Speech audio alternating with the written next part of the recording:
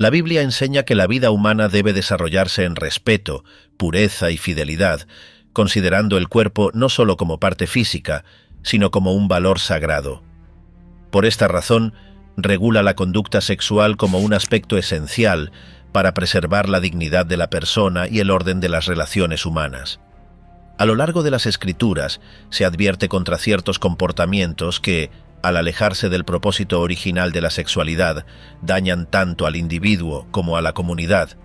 Estas advertencias no buscan imponer cargas innecesarias, sino proteger el sentido profundo de la vida y del amor responsable. Desde los tiempos antiguos hasta la actualidad, las acciones que transgreden estos principios han tenido un impacto duradero en la formación de normas éticas y en la comprensión de la naturaleza humana. Sin dramatizaciones ni idealizaciones, el mensaje bíblico sobre la conducta sexual mantiene su vigencia como una llamada al respeto del cuerpo, al valor de los compromisos y a la búsqueda de la verdadera libertad interior. ¿Cuáles son los pecados sexuales que, según la Biblia, contradicen la santidad de la vida humana?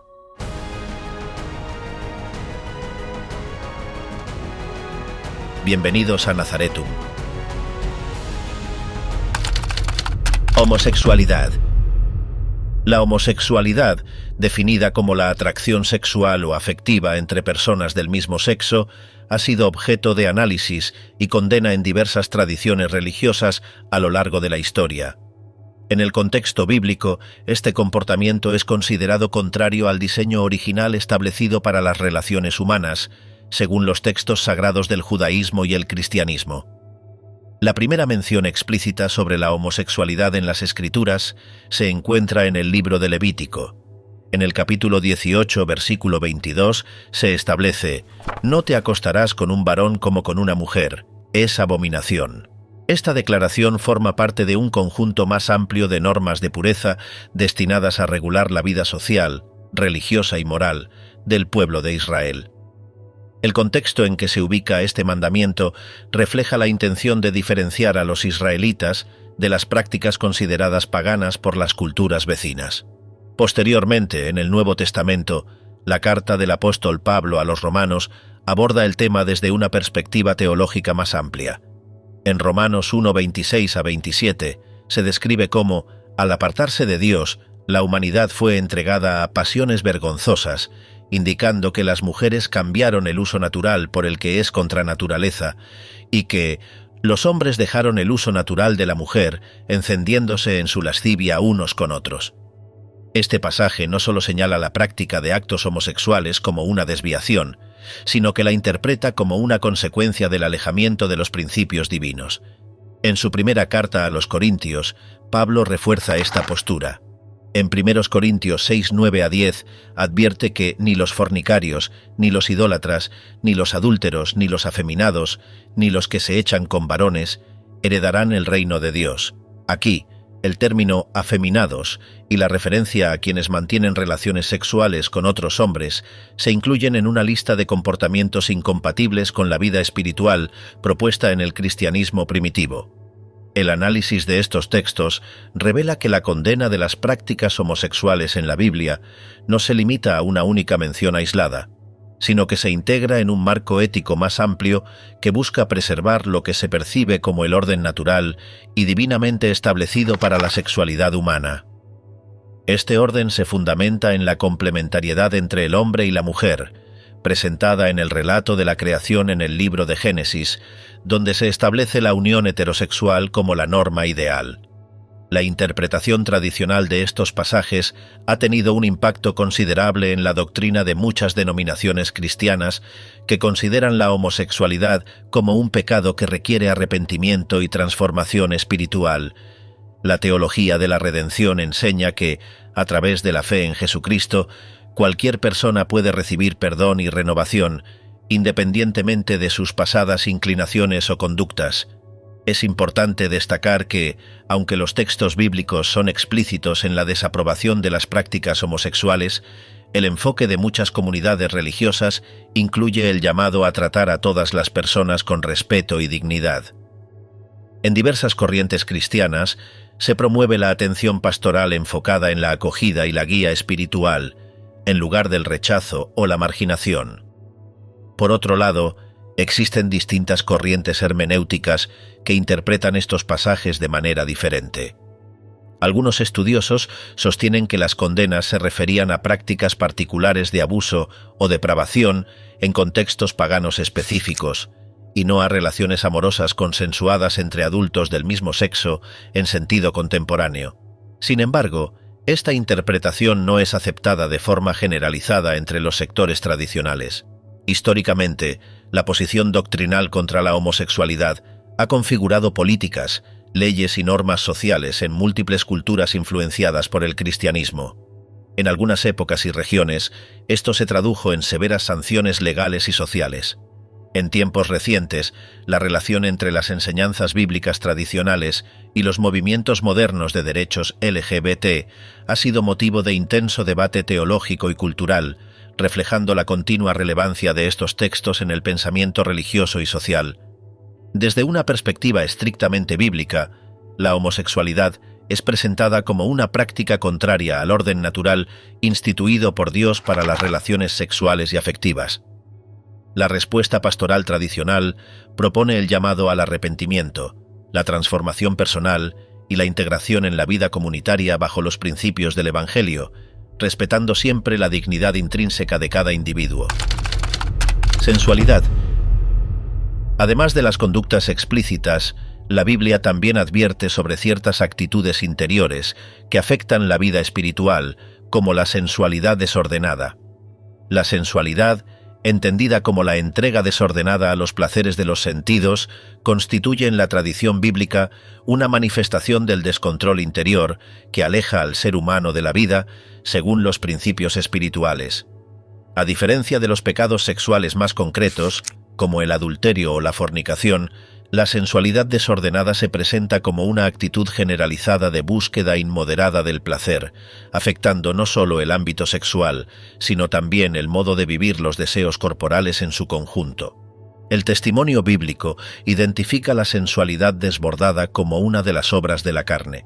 En Gálatas 5:19-21, el apóstol Pablo menciona explícitamente la sensualidad entre los comportamientos que se oponen a la vida guiada por el Espíritu. Y manifiestas son las obras de la carne, que son adulterio, fornicación, inmundicia, lascivia, y cosas semejantes a estas, acerca de las cuales os amonesto, como ya os lo he dicho antes, que los que practican tales cosas no heredarán el reino de Dios. La palabra lascivia, traducida también como sensualidad en diversas versiones, describe un comportamiento caracterizado por la falta de pudor, la búsqueda desmedida de placeres y la despreocupación por los límites morales. En la carta a los Efesios, Pablo advierte nuevamente sobre este peligro. Habiéndose ellos endurecido, se entregaron a la lascivia para cometer con avidez toda clase de impureza. Efesios 4:19. La referencia sugiere una progresiva pérdida de sensibilidad moral, en la que el individuo, tras persistir en la resistencia a la verdad, se abandona a los impulsos de la carne sin control ni remordimiento. Desde el punto de vista bíblico, la sensualidad no se limita a un acto aislado, sino que configura una disposición interior que somete la razón y la voluntad a los impulsos corporales. En este sentido, la sensualidad desordenada aparece como una raíz que puede derivar en otros pecados sexuales más específicos. El abandono de la vigilancia sobre los sentidos y los deseos conduce gradualmente a prácticas que atentan contra la santidad del cuerpo y la dignidad de las relaciones humanas. El apóstol Pedro también advierte a los creyentes sobre los peligros de la vida dominada por la sensualidad. En el 1 Pedro 4:3, exhorta: «Baste ya el tiempo pasado para haber hecho lo que agrada a los gentiles, andando en lascivias, concupiscencias, embriagueces, orgías, disipación y abominables idolatrías». La sensualidad desordenada es asociada aquí con un estilo de vida caracterizado por la intemperancia y la idolatría de los placeres. En el pensamiento bíblico, el dominio propio es presentado como virtud esencial para contrarrestar la inclinación hacia la sensualidad desordenada. En Gálatas 5:22-23, el fruto del Espíritu incluye la templanza, entendida como la capacidad de regular los impulsos y de ordenar los deseos conforme a la voluntad de Dios. La sensualidad descontrolada, al contrario, denota una existencia regida por los apetitos más inmediatos, sin referencia al orden moral o espiritual. Adulterio. Entre los pecados que quebrantan gravemente los compromisos sagrados, el adulterio ocupa un lugar central en las advertencias bíblicas.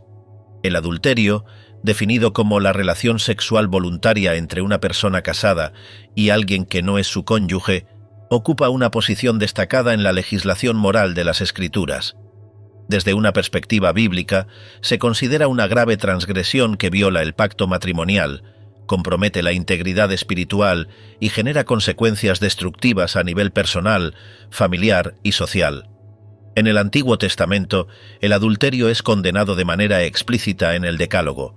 El séptimo mandamiento, registrado en Éxodo 20:14, establece sin ambigüedades: no cometerás adulterio. Esta prohibición se integra dentro de un marco jurídico y ético que buscaba preservar la pureza de las relaciones humanas y proteger la estructura familiar como núcleo fundamental de la sociedad israelita. La legislación mosaica contemplaba severas sanciones para quienes infringieran este precepto, subrayando su importancia dentro del orden social establecido. Dentro del marco legal hebreo, el adulterio era considerado un delito capital. Levítico 20:10 establece: si un hombre comete adulterio con la mujer de su prójimo, indefectiblemente morirá el adúltero y la adúltera. Esta disposición muestra la gravedad atribuida al adulterio, no solo como una falta moral, sino como un atentado contra la estabilidad comunitaria que requería una respuesta ejemplarizante. El libro de Proverbios aborda extensamente las consecuencias del adulterio, advirtiendo sobre el daño irreparable que puede causar en la vida de quien lo comete. Proverbios 6:32 afirma: el que comete adulterio es falto de entendimiento, corrompe su alma el que tal hace. Esta sentencia refleja una comprensión del adulterio no solo como una falta contra otro ser humano, sino como una herida autoinfligida que deteriora la conciencia moral y debilita el carácter. En el ámbito del Nuevo Testamento, Jesús radicaliza la comprensión del adulterio al desplazar su enfoque hacia el interior del ser humano. En el Sermón del Monte, registrado en Mateo 5:27-28, declara: «Oísteis que fue dicho, no cometerás adulterio, pero yo os digo que cualquiera que mira a una mujer para codiciarla, ya adulteró con ella en su corazón». Esta enseñanza introduce la noción de que el adulterio no se limita al acto externo, sino que comienza en la intención y el deseo, elevando el estándar de pureza requerido. La concepción bíblica del matrimonio como una alianza sagrada entre un hombre y una mujer sitúa al adulterio como una traición directa a un compromiso jurado, no solo ante el cónyuge, sino también ante Dios. Esta visión es reiterada en el Nuevo Testamento, particularmente en Hebreos 13:4, donde se exhorta: «Honroso sea en todos el matrimonio, y el lecho sin mancilla, pero a los fornicarios y a los adúlteros los juzgará Dios». Uno de los relatos más significativos que ilustran la gravedad del adulterio es el episodio de David y Betsabé, narrado en el segundo libro de Samuel, capítulo 11. Según el relato, el rey David, tras observar a Betsabé bañándose, la manda a llamar y mantiene relaciones con ella, a pesar de saber que era esposa de Urías, uno de sus soldados. Para ocultar su transgresión, David organiza la muerte de Urías en el campo de batalla. Este acto no solo constituye adulterio, sino también abuso de poder y asesinato indirecto. El profeta Natán confronta a David, quien, aunque obtiene el perdón divino tras su arrepentimiento sincero, enfrenta consecuencias graves y duraderas en su vida familiar y en su reinado. Otro episodio relevante es el matrimonio entre el profeta Oseas y Gomer, relatado en el libro de Oseas. En este caso, Oseas es instruido por Dios para casarse con una mujer adúltera como símbolo profético de la relación de infidelidad entre Israel y su Creador. Gomer abandona a Oseas, representando la traición del pueblo elegido. La historia subraya no solo la gravedad del adulterio físico, sino también su dimensión simbólica como ruptura del vínculo espiritual entre Dios y la humanidad. La enseñanza bíblica sobre el adulterio se enfoca en varios aspectos fundamentales. Primero, destaca la seriedad de la fidelidad matrimonial como expresión concreta de amor, respeto y compromiso. Segundo, advierte sobre las consecuencias espirituales del quebrantamiento del pacto, incluyendo la pérdida de integridad personal y la separación de la comunión con Dios. Tercero, subraya la necesidad de restauración a través del arrepentimiento genuino y la búsqueda de reconciliación. En la historia de la interpretación cristiana, el adulterio ha sido considerado uno de los pecados más graves en el ámbito de la moral sexual.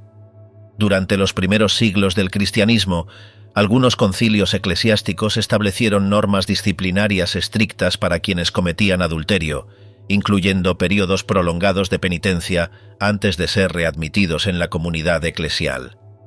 A lo largo de la Edad Media, la transgresión del voto matrimonial siguió siendo vista como un atentado grave contra el orden social y religioso. Desde una perspectiva teológica, el adulterio simboliza también la infidelidad del pueblo de Dios hacia su Creador. Diversos profetas del Antiguo Testamento utilizan la metáfora del adulterio para describir la apostasía de Israel al adorar a otros dioses. Este uso simbólico refuerza la gravedad del adulterio como imagen de ruptura de un pacto sagrado, tanto en el plano humano como en el espiritual. En el tratamiento pastoral contemporáneo, el adulterio sigue siendo abordado como una grave herida que requiere sanación profunda. Las iglesias cristianas tradicionales proponen la confesión del pecado, el arrepentimiento sincero y el compromiso de restaurar, en la medida de lo posible, los daños causados. Algunos enfoques reconocen también que, en determinadas circunstancias, la ruptura del vínculo matrimonial puede ser inevitable y permiten la posibilidad de un nuevo matrimonio después de un proceso de discernimiento pastoral. En otros contextos, se mantiene una disciplina más estricta que limita las opciones posteriores tras el adulterio. Es importante señalar que en las enseñanzas cristianas históricas, aunque el adulterio es un pecado grave, no se presenta como un pecado imperdonable.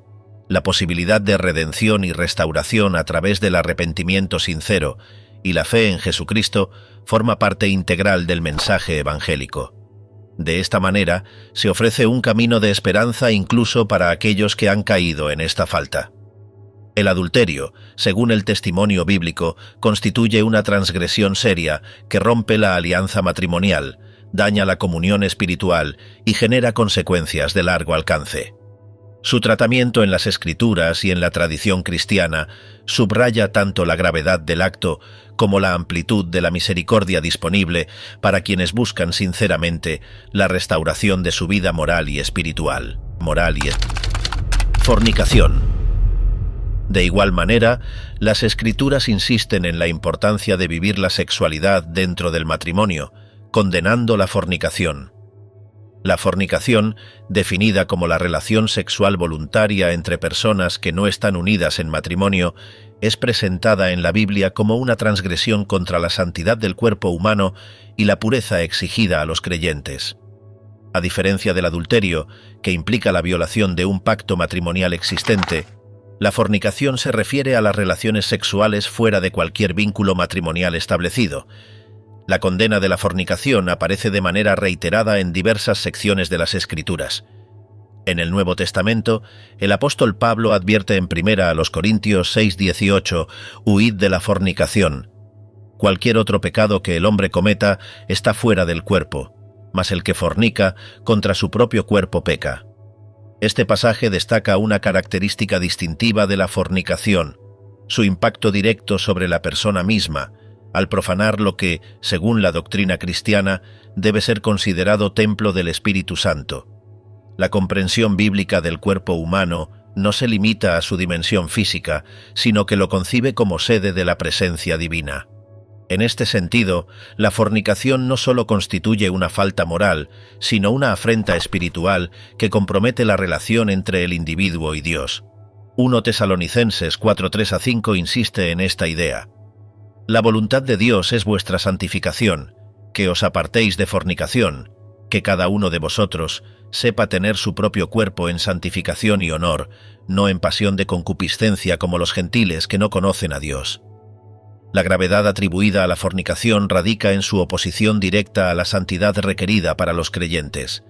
En el pensamiento bíblico, la sexualidad está intrínsecamente vinculada al pacto matrimonial como expresión de amor exclusivo, compromiso mutuo y apertura a la vida. Al disociar la sexualidad de este contexto, la fornicación rompe la unidad de cuerpo, mente y espíritu que el matrimonio pretende salvaguardar. El Antiguo Testamento también contiene referencias que regulan la conducta sexual previa al matrimonio. En Deuteronomio 22 se establecen disposiciones legales destinadas a proteger la virginidad de las mujeres y sancionar los actos de inmoralidad sexual. Estas normas reflejan la importancia asignada a la castidad prematrimonial en las sociedades antiguas, basadas en la estructura familiar como pilar de estabilidad social y religiosa. En el análisis histórico, la fornicación fue considerada una amenaza a la cohesión comunitaria y a la transmisión de valores entre generaciones. Las primeras comunidades cristianas, influenciadas tanto por el pensamiento hebreo como por su entorno grecorromano, insistieron en la necesidad de una conducta sexual disciplinada como signo visible de conversión y pertenencia al nuevo pueblo de Dios. El contexto cultural grecorromano en el que se difundió el cristianismo primitivo presentaba patrones de conducta sexual muy diferentes. En muchas ciudades del Imperio Romano, las relaciones sexuales fuera del matrimonio, especialmente por parte de los hombres, eran socialmente aceptadas. Prácticas como la prostitución, el concubinato y la pederastia se encontraban institucionalizadas en determinados sectores de la sociedad. La moral sexual grecorromana toleraba una amplia gama de comportamientos que contrastaban fuertemente con el ideal de pureza proclamado por las enseñanzas cristianas. En este escenario, la insistencia de los apóstoles y de las comunidades cristianas en la castidad antes del matrimonio y la fidelidad absoluta dentro del mismo constituía una ruptura radical con los valores predominantes. La vida sexual regulada según los principios bíblicos no era presentada como una mera opción privada, sino como un testimonio visible de pertenencia a un orden espiritual superior, en el cual el cuerpo no era un instrumento de placer autónomo, sino templo de la presencia divina. Diversos escritos patrísticos reiteran esta enseñanza. Padres de la Iglesia como Tertuliano, Cipriano y Agustín señalaron la importancia de la castidad antes del matrimonio como manifestación de dominio propio y de fidelidad anticipada al futuro cónyuge. Esta visión no solo defendía un ideal moral, sino que se oponía activamente a las costumbres prevalentes en la cultura romana. Desde un punto de vista teológico, la fornicación es entendida como un uso indebido de la sexualidad, concebida en la visión bíblica para fines específicos de unión y procreación dentro del matrimonio. El acto sexual, separado de estos fines, es interpretado como una distorsión del propósito original diseñado por Dios, reduciendo el significado de la entrega total a una mera satisfacción momentánea de los deseos físicos. La enseñanza cristiana clásica también asocia la fornicación con riesgos de orden espiritual y comunitario. Se sostiene que la práctica sistemática de la fornicación endurece el corazón, debilita la voluntad, deteriora el sentido del compromiso y crea obstáculos para establecer relaciones auténticas y duraderas. En esta línea, la Biblia exhorta a los creyentes a evitar cualquier conducta que trivialice el valor del cuerpo y de la unión sexual. En el contexto contemporáneo, la fornicación continúa siendo un tema de debate dentro del cristianismo. Mientras algunas denominaciones mantienen firmemente la postura tradicional basada en la interpretación literal de las Escrituras, otras han desarrollado enfoques pastorales más orientados al acompañamiento, reconociendo la complejidad de las realidades afectivas modernas sin alterar el principio doctrinal fundamental. A nivel pastoral, se promueve entre los creyentes la práctica de la castidad como una expresión concreta de obediencia a la voluntad divina. Esta castidad no se concibe simplemente como abstinencia, sino como una integración armónica de la sexualidad dentro de un proyecto de vida orientado hacia el amor verdadero, la responsabilidad y la apertura al plan de Dios. Las prácticas ascéticas tradicionales, como la oración, el ayuno y la vigilancia de los pensamientos, son propuestas como medios para fortalecer la virtud de la castidad y resistir las tentaciones que conducen a la fornicación. La participación en comunidades de fe también se presenta como un apoyo indispensable para vivir de manera coherente la vocación cristiana en el ámbito afectivo y sexual. El testimonio bíblico sobre la fornicación destaca no solo su gravedad como acto contrario a la santidad personal, sino también la posibilidad de restauración. La doctrina cristiana insiste en que el arrepentimiento sincero, unido a la fe en Jesucristo, ofrece la oportunidad de reconciliación y renovación interior. Esta dinámica de caída y restauración es presentada como parte del proceso de crecimiento espiritual del creyente. Masturbación. En relación con el dominio de los impulsos, también se aborda la cuestión de la masturbación desde una perspectiva de pureza y autocontrol. La masturbación, entendida como la estimulación sexual individual con el fin de obtener placer, ha sido objeto de diversos enfoques en la tradición judeocristiana. Aunque la Biblia no aborda de manera explícita este comportamiento, numerosos intérpretes han inferido su valoración negativa a partir de principios generales sobre la pureza del cuerpo, el control de los deseos y la intención de los actos sexuales. El análisis tradicional vincula la práctica de la masturbación a la lujuria, definida como el deseo sexual desordenado que se aleja del propósito divino para la sexualidad humana. En Mateo 5:27-28, Jesús enseña que cualquiera que mira a una mujer para codiciarla, ya adulteró con ella en su corazón. Esta ampliación del mandamiento contra el adulterio, abarcando no solo los actos sino también los pensamientos y deseos, ha sido interpretada por muchos teólogos como aplicable a toda manifestación de gratificación sexual fuera del marco del matrimonio, incluyendo la masturbación. Asimismo, el apóstol Pablo exhorta en 1 de Corintios 6:18 a huir de la inmoralidad sexual, subrayando que el que fornica contra su propio cuerpo peca. Aunque el contexto se refiere principalmente a la unión sexual ilícita, la aplicación pastoral posterior ha extendido este principio a todas las acciones que utilizan el cuerpo de manera contraria a su dignidad como templo del Espíritu Santo. La doctrina cristiana tradicional sostiene que la sexualidad tiene un propósito que trasciende la mera satisfacción del deseo. Está orientada a la unión amorosa y la procreación en el contexto del matrimonio. Desde esta perspectiva, cualquier expresión sexual cerrada sobre sí misma y desconectada de su finalidad relacional y procreadora es considerada desordenada. La masturbación, al centrarse en el placer individual, se alejaría de la estructura moral propuesta en las Escrituras. A lo largo de la historia, pensadores cristianos como Agustín de Hipona y Tomás de Aquino abordaron el tema de manera indirecta, categorizando la masturbación dentro de los actos sexuales considerados intrínsecamente desordenados.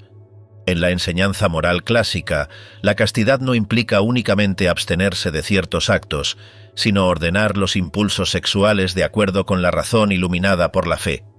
El Catecismo de la Iglesia Católica, reflejando esta tradición, afirma que la masturbación es un acto intrínseca y gravemente desordenado, aunque también reconoce que factores psicológicos, sociales o emocionales pueden disminuir su responsabilidad moral.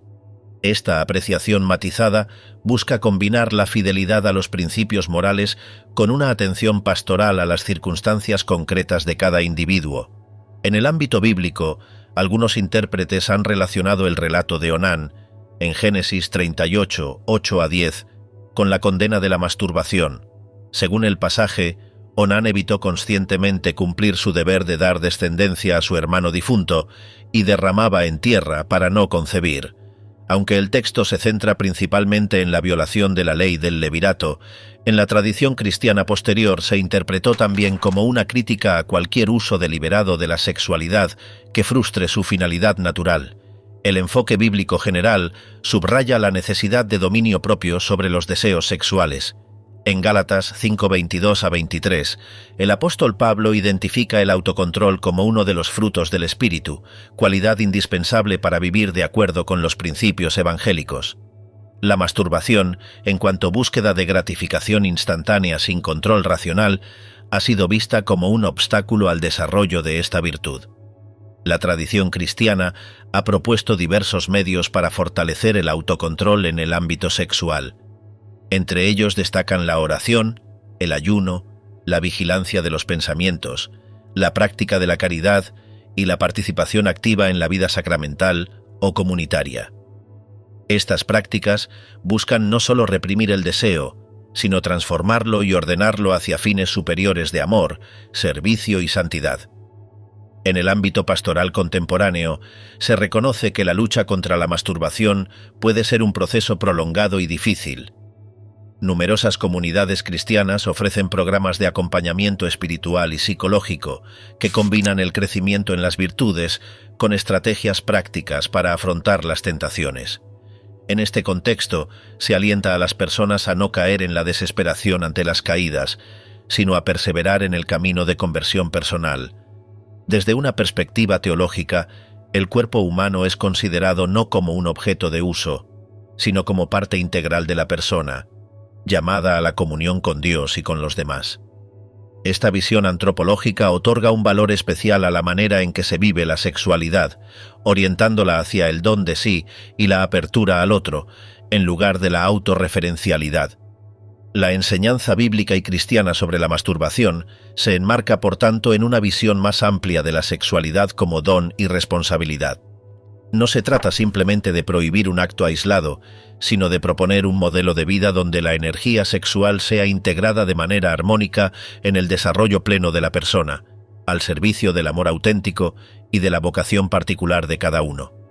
El mensaje de las Escrituras y de la tradición cristiana insiste en que la pureza de corazón es fundamental para ver a Dios, según Mateo 5:8. Bienaventurados los de limpio corazón, porque ellos verán a Dios. La lucha contra la impureza sexual, incluida la masturbación, es vista entonces como parte de un proceso de purificación interior que permite al creyente crecer en su relación con Dios y con los demás. Prostitución. Otra manifestación de la corrupción moral denunciada en las Escrituras es la práctica de la prostitución. La prostitución, definida como el intercambio de favores sexuales por una compensación económica o material, es abordada en la Biblia desde una perspectiva crítica que la asocia con la degradación de la dignidad humana y la infidelidad a los principios de santidad. Las Escrituras condenan tanto la práctica de la prostitución como la participación en ella, enmarcándola en el contexto más amplio de la corrupción moral y la idolatría. En el Antiguo Testamento, la prostitución es mencionada repetidamente como una práctica reprochable. En Deuteronomio 23, 17-18 se establece: «No habrá ramera de las hijas de Israel, ni habrá sodomita de los hijos de Israel. No traerás la paga de una ramera, ni el precio de un perro a la casa de Jehová tu Dios por ningún voto». Esta disposición refleja el rechazo no solo de la actividad en sí, sino también de cualquier intento de consagrar sus beneficios al culto divino, enfatizando la incompatibilidad entre la prostitución y la santidad exigida al pueblo de Israel. El libro de Proverbios dedica varios pasajes a advertir sobre los peligros de la prostitución, presentándola como un camino hacia la ruina personal y espiritual. Proverbios 5:3-5 describen a la mujer ajena, figura que incluye a la prostituta, diciendo: «Sus labios destilan miel, y su paladar es más blando que el aceite, mas su fin es amargo como el ajenjo, agudo como espada de dos filos». La imagen destaca la atracción inicial seguida de consecuencias destructivas, subrayando la necesidad de prudencia y autodominio. En el relato histórico, la prostitución ritual formaba parte de las prácticas religiosas de varias culturas vecinas a Israel. En civilizaciones como Babilonia, Canaán y Fenicia, los actos sexuales realizados en los templos eran considerados una forma de honrar a las divinidades de la fertilidad. Estas prácticas incluían relaciones entre fieles y prostitutas consagradas, quienes oficiaban como intermediarias sagradas en ceremonias religiosas. La participación sexual no era vista simplemente como un placer carnal, sino como un acto de adoración que pretendía garantizar la fecundidad de la tierra y la prosperidad de la comunidad. La prohibición bíblica de tales costumbres no solo protegía la moralidad individual, sino que también resguardaba la pureza del culto a Yahvé, diferenciándolo radicalmente de los cultos paganos circundantes. La prostitución ritual no solo corrompía la dimensión espiritual del individuo, sino que también amenazaba la identidad religiosa y cultural de Israel. Al asociarse el acto sexual con prácticas idolátricas, se establecía una vinculación entre la prostitución y la apostasía, profundizando así la gravedad del acto desde una perspectiva teológica y comunitaria. El Nuevo Testamento mantiene la condena de la prostitución como expresión de la inmoralidad sexual. En 1 Corintios 6:16, Pablo plantea: «¿No sabéis que vuestros cuerpos son miembros de Cristo? ¿Quitaré, pues, los miembros de Cristo y los haré miembros de una ramera? De ningún modo. Este razonamiento vincula la participación en la prostitución no solo con un acto físico, sino con una violación del vínculo espiritual entre el creyente y Cristo. Algunos pasajes, sin embargo, muestran una actitud pastoral hacia quienes ejercieron la prostitución y buscan la redención. En los Evangelios, Jesús es presentado interactuando con mujeres identificadas como pecadoras públicas, mostrando misericordia y ofreciendo posibilidades de conversión. Un ejemplo significativo es la referencia en Mateo 21:31, donde Jesús declara que los publicanos y las rameras van delante de vosotros al reino de Dios, en referencia a aquellos que, habiendo vivido en pecado, se arrepienten sinceramente. La tradición cristiana ha interpretado la prostitución como un atentado contra la dignidad del cuerpo humano y contra el propósito sagrado de la sexualidad. Se considera que el acto prostitucional cosifica a la persona, reduciéndola a un instrumento de satisfacción de deseos ajenos, contraviniendo la visión bíblica de la sexualidad como expresión de amor y entrega mutua en el matrimonio. Históricamente, las actitudes hacia la prostitución variaron en función de los contextos sociales y políticos. Durante la Edad Media, en algunas ciudades europeas, la prostitución fue tolerada bajo ciertas regulaciones, en un intento de controlar su impacto social. Sin embargo, las autoridades eclesiásticas continuaron considerándola un grave pecado que requería arrepentimiento y, en muchos casos, prácticas penitenciales severas para los involucrados. Desde un punto de vista social, la prostitución también afectaba la estabilidad de las familias y la cohesión comunitaria en el mundo antiguo.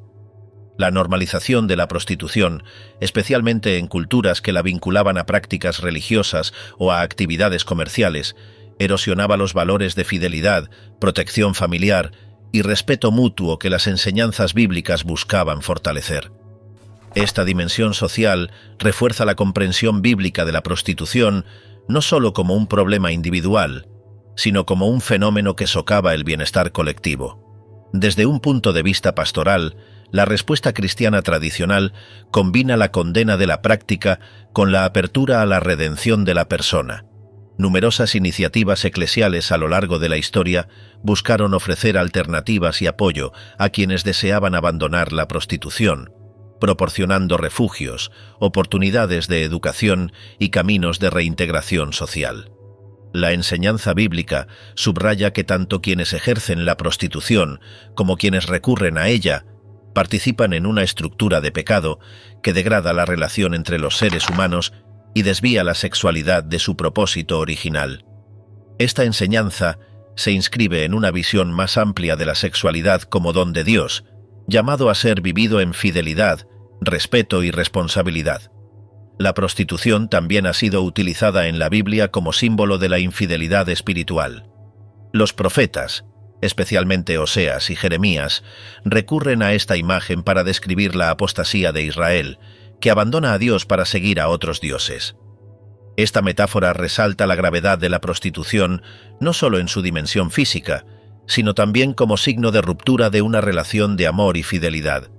En tiempos modernos, el tratamiento cristiano del tema se enfrenta a desafíos complejos, incluyendo las condiciones de explotación, la trata de personas y las realidades socioeconómicas que empujan a muchas personas a esta actividad. En este contexto, las comunidades de fe promueven una respuesta que combine la defensa de la dignidad humana, el rechazo de toda forma de cosificación y explotación, y la oferta de caminos concretos de ayuda, sanación y restauración. La enseñanza bíblica sobre la prostitución insiste, en última instancia, en la centralidad de la conversión y del poder transformador de la gracia divina. El mensaje cristiano sostiene que, independientemente de la gravedad de los pecados pasados, existe siempre la posibilidad de renovación y de vida nueva para quienes se abren al perdón y a la misericordia de Dios. Número 7. Incesto. Finalmente, uno de los actos más gravemente censurados por atentar contra la estructura familiar y social es el incesto. El incesto, definido como la relación sexual entre personas vinculadas por parentesco próximo, es categóricamente prohibido en las Escrituras, configurándose como una grave transgresión contra las normas establecidas para la pureza moral y la preservación de la estructura familiar. Esta prohibición se fundamenta no solo en razones éticas, sino también en consideraciones sobre el orden social y la protección de la dignidad humana. El Antiguo Testamento aborda el tema de manera detallada. En el libro de Levítico, capítulo 18, se enumeran explícitamente diversas relaciones prohibidas entre parientes cercanos, como la unión sexual entre padres e hijos, hermanos, tíos y sobrinas, entre otros. El texto establece: ninguno se acercará a parienta próxima alguna, para descubrir su desnudez. Levítico 18:6.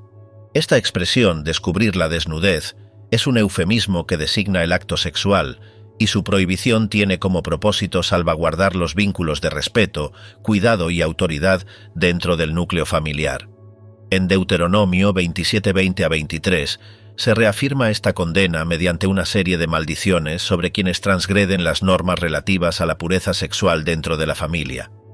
Estas advertencias reflejan la seriedad con que se consideraba la necesidad de mantener la separación de roles y afectos familiares de la esfera sexual. El incesto se percibía en el mundo antiguo no solo como una falta privada, sino como un atentado contra el bienestar colectivo. La familia era el fundamento básico de la organización social, y su corrupción mediante actos de incesto era vista como una amenaza a la estabilidad y a la transmisión de valores esenciales. El respeto a los límites familiares se consideraba indispensable para preservar tanto la estructura social como la pureza religiosa del pueblo.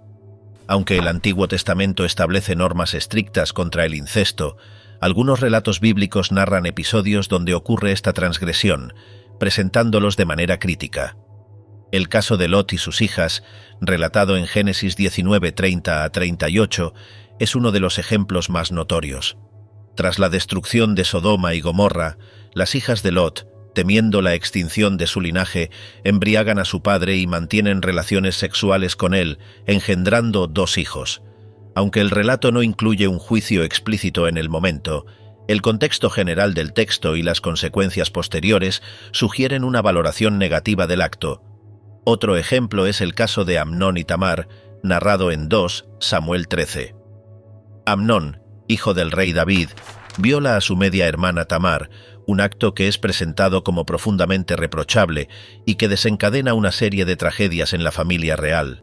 La narración muestra el daño irreparable que el incesto inflige a las víctimas y a las relaciones familiares, reafirmando la gravedad del pecado. En el Nuevo Testamento, aunque el tema del incesto no es abordado de manera extensiva, existen referencias que indican su condena continuada dentro de la comunidad cristiana.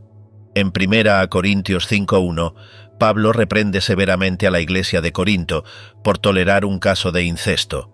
De cierto se oye que hay entre vosotros fornicación, y tal fornicación, cual ni aún se nombra entre los gentiles, tanto que alguno tiene la mujer de su padre. La severidad de la reacción apostólica refleja el rechazo absoluto de tales conductas en el cristianismo primitivo. La tradición cristiana ha mantenido de manera consistente la prohibición del incesto. A lo largo de los siglos, los concilios eclesiásticos establecieron normas que detallaban las relaciones prohibidas, incluyendo no solo el parentesco biológico, sino también ciertos vínculos por afinidad o adopción. Estas disposiciones buscaban proteger la integridad moral de la familia y evitar escándalos que pudieran afectar la vida de la comunidad cristiana. El tratamiento del incesto en el ámbito teológico subraya su carácter antinatural, en el sentido de que subvierte los roles establecidos para el cuidado, la educación y el respeto dentro de la familia. En lugar de ser espacio de protección y crecimiento, la familia contaminada por el incesto se convierte en un lugar de abuso de poder, traición y daño emocional profundo. Además de las razones morales y espirituales, la prohibición del incesto ha sido relacionada históricamente con consideraciones de orden biológico. Las uniones entre parientes cercanos aumentan el riesgo de enfermedades genéticas y de debilitamiento de la descendencia, lo que refuerza la percepción de que estas relaciones son contrarias al bienestar natural del ser humano. En el ámbito pastoral contemporáneo, el incesto es tratado no solo como un pecado, sino también como una grave violación de los derechos humanos, especialmente cuando involucra abuso, coerción o desigualdad de poder. Las iglesias cristianas, en su labor pastoral y social, promueven la protección de las víctimas, el acompañamiento terapéutico y la denuncia de estas situaciones ante las autoridades correspondientes. Desde el punto de vista bíblico, la respuesta a quienes han cometido actos de incesto se articula en torno al llamado al arrepentimiento genuino, la reparación del daño en la medida de lo posible y el compromiso de no reincidir. Sin embargo, se reconoce que las heridas causadas en el contexto de la familia requieren procesos de sanación largos y complejos que abarcan tanto la dimensión espiritual como la psicológica. La enseñanza bíblica sobre el incesto insiste en la necesidad de mantener la pureza, el respeto y el amor dentro de las relaciones familiares.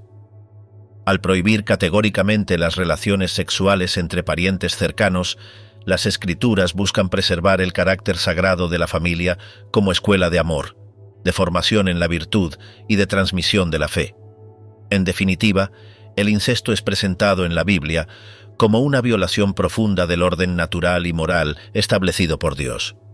Su condena se inscribe en el esfuerzo por proteger la dignidad de la persona humana, fortalecer los vínculos familiares y asegurar que la familia permanezca como un espacio de respeto, cuidado mutuo y crecimiento integral. Conclusiones. A lo largo de las Escrituras, se presenta un conjunto de comportamientos sexuales considerados incompatibles con la santidad exigida a los creyentes.